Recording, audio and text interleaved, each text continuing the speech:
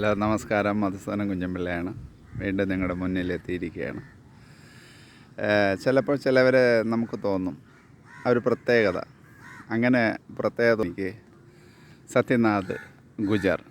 അങ്ങനെ ഞാൻ എൻ്റെ സർവീസിൻ്റെ കാലയളവിൽ ഒരു യൂണിറ്റിൽ ഒരു സബ് യൂണിറ്റിൽ എന്ന് പറഞ്ഞാൽ ഒരു കമ്പനിയിൽ ഓപ്പറേറ്ററായിട്ട് ജോലി നോക്കുമ്പോൾ, റേഡിയോ ഓപ്പറേറ്ററായിരുന്നു, വയർലെസ് ഓപ്പറേറ്ററായിട്ട് ജോലി നോക്കുമ്പോഴാണ് ഞാൻ അവനെ കാണുന്നത്. സത്യനാഥ് ഗുജർ നല്ല പയ്യനാണെന്ന് ഒരു പ്രത്യേകതയാണ്. പക്ഷേ സംസാരത്തിൽ എനിക്ക് അവനെ എപ്പോഴും തോന്നും, സത്യനാഥ് ഗുജറിൻ്റെ അടുത്ത് കളിച്ചാൽ ഇങ്ങനെ ഇരിക്കും, സത്യനാഥ് ഗുജർ അങ്ങനെയാണ് ഇങ്ങനെയാണ്. സ്വയം തന്നെ വർത്തമാനത്തിൻ്റെ ഇടയിൽ പലപ്പോഴും സംസാരിക്കുന്നത് കണ്ടപ്പോൾ എനിക്ക് തോന്നിയത് ഒരു അഹംഭാവം പിടിച്ച വർത്തമാനമാണെന്ന് തോന്നി.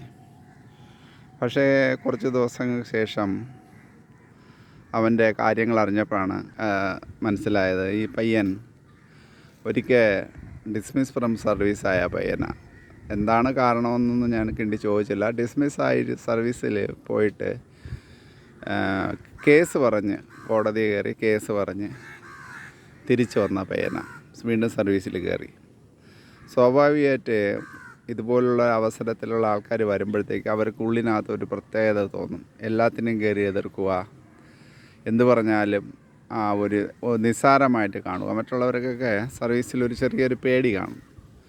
ജീവിതത്തിൽ ഒരിക്കലും സസ്പെൻഷനോ മറ്റുള്ള കാര്യങ്ങളോ ഒരു റെഡ് മാർക്ക് വരാതെ വളരെ സൂക്ഷിച്ച് ഓരോ അവസരങ്ങളും പല പ്രശ്നം ഉണ്ടെങ്കിലും ഒഴിവായി നമുക്കെന്തെങ്കിലും ചിലപ്പം ഭയങ്കര ടെൻഷനാക്കി തരും. നമ്മുടെ മേലുദ്യോഗസ്ഥനോ നമ്മളെ കൂടെയുള്ളവരൊക്കെ ടെൻഷൻ ആവാതെ പിടിച്ച് നിൽക്കുക എന്ന് പറഞ്ഞാൽ വളരെ പാടുള്ള കാര്യമാണ്.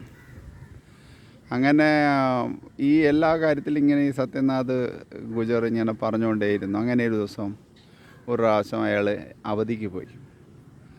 ആ അവധിക്ക് പോയ ദിവസം എനിക്ക് ഓർമ്മയുണ്ട്. അത് വളരെ ഒരു മഴയും ഇത് ഉള്ള സമയമായിരുന്നു. പക്ഷേ ടിക്കറ്റ് ബുക്ക് ചെയ്തുകൊണ്ട് ട്രെയിൻ പിടിച്ചേ പറ്റുള്ളൂ. ആ ഒരു സാഹചര്യത്തിൽ അവൻ ബാഗും കൊണ്ട് പോയത് എനിക്ക് ഓർമ്മയുണ്ട്. ഒരു 15 ദിവസം കഴിഞ്ഞപ്പോഴാണ് ആ വാർത്ത ഞാൻ അറിയണത്. സത്യനാഥ് ഗുജർ മരിച്ചുപോയി.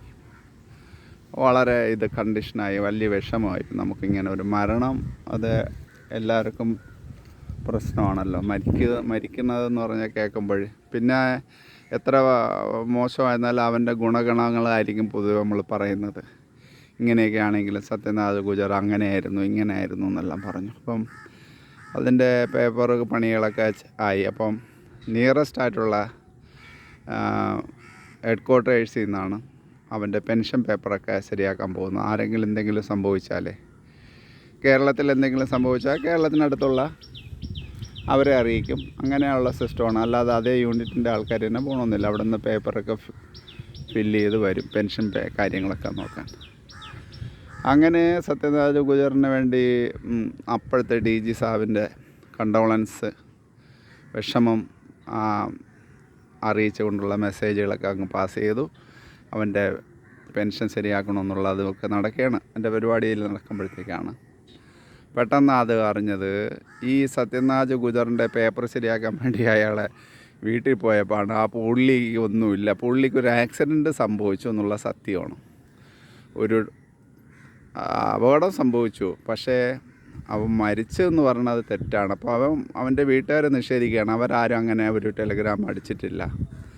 പിന്നെ ലീവ് തീരാൻ ഇനിയും ദിവസങ്ങളുണ്ടല്ലോ, അതുകൊണ്ട് ഈ ഒരു ആക്സിഡൻറ്റ് ആ രീതിയിൽ അതിനു മുമ്പ് റിക്കവറാവും, ഇല്ലെങ്കിൽ ആ മെഡിക്കലിൻ്റെ പേപ്പറൊക്കെ കൊണ്ടുവന്ന് അത് ശരിയാക്കാമെന്ന് വിചാരിച്ചിട്ടാണ്. അതിന് അവരെ വീട്ടിൽ നിന്നോ അവരാൾക്കാരോ ആരും ടെലഗ്രാം അടിച്ചില്ല. അന്ന കാലത്ത് ടെലഫോണല്ല, കൂടുതൽ ടെലഗ്രാമാണ്.